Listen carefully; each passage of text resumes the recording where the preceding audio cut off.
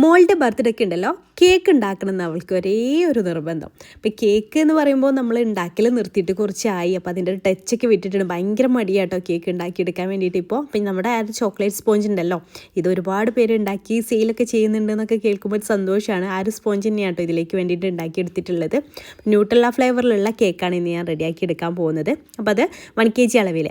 അപ്പോൾ ഇത് 3 ലെയറായിട്ടൊന്ന് കട്ട് ചെയ്ത് എടുത്തിട്ടുണ്ട്. ഇതിലേക്ക് വേണ്ടിയിട്ട് ഒരു 1.5 കപ്പ് വിപ്പിംഗ് ക്രീം ഒന്ന് ബീറ്റ് ചെയ്തെടുക്കുന്നുണ്ട് കേട്ടോ. അതിലേക്ക് 2 ഡ്രോപ്പ് വാനില എസൻസ് ചേർത്ത് കൊടുക്കുന്നുണ്ട്. എന്നിട്ട് നന്നായിട്ടൊന്ന് ബീറ്റ് ചെയ്തെടുക്കാം.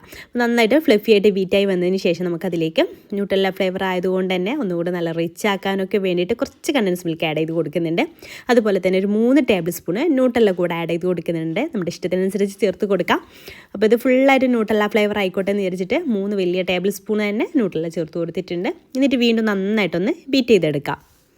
കേക്ക് ഇപ്പം അങ്ങനെ ഉണ്ടാക്കാത്തതുകൊണ്ട് അതിലേക്ക് വേണ്ടിയിട്ടുള്ള ഓരോ ഇൻഗ്രീഡിയൻസും അങ്ങനെ എല്ലാം ഒന്നുമില്ല. അപ്പോൾ വീട്ടിലുള്ളതൊക്കെ വെച്ചിട്ട് തട്ടിക്കൂട്ടിയിട്ടാട്ടോ ഈ ഒരു കേക്ക് ഉണ്ടാക്കിയെടുത്തിട്ടുള്ളത്. പിന്നെ കളറൊന്നും ആഡ് ചെയ്യുന്നില്ല.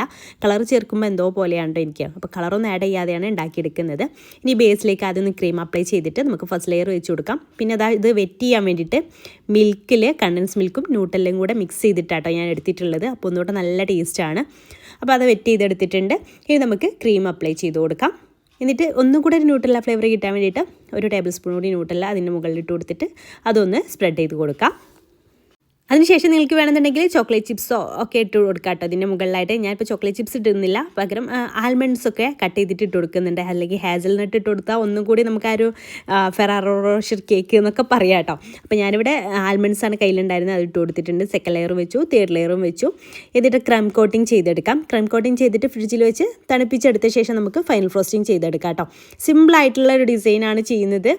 അപ്പോൾ ഫ്രിഡ്ജിൽ വെച്ച് തണുപ്പിച്ചതിന് ശേഷം ഞാൻ ഫൈനൽ ഫ്രോസ്റ്റിംഗ് ചെയ്താനായിട്ട് എടുത്തിട്ടുണ്ട്. അങ്ങനെ ഫൈനൽ ഫ്രോസ്റ്റിങ്ങും ചെയ്തെടുക്കുന്നുണ്ട്. പിന്നെ നിങ്ങൾ വീട്ടിലൊക്കെ ഉണ്ടാക്കുമ്പോൾ ഒരുപാട് നീറ്റാക്കിയിട്ട് ഉണ്ടാക്കാറുണ്ടോ? ഞാനങ്ങനെയല്ല കേട്ടോ, തട്ടിക്കൂട്ടിയിട്ടൊരു കേക്കാണ് ഉണ്ടാക്കി കൊടുക്കാറ് ചെയ്യാറ്.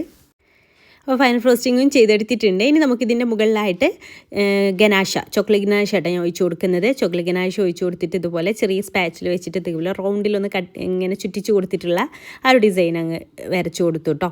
എന്നിട്ട് അതിൻ്റെ ഫുള്ള് റൗണ്ടിൽ നമുക്ക് ആൽമണ്ട്സ് ചോപ്പ് ചെയ്തത് ഇട്ട് കൊടുക്കാം. അപ്പം നട്ട്സും ഒക്കെ വരുമ്പോൾ നല്ല ടേസ്റ്റ്. നട്ട്സും അതുപോലെ ന്യൂട്രല്ല ഫ്ലേവറും എല്ലാം കൂടെ വരുമ്പോൾ അടിപൊളിയാണ് കേട്ടോ.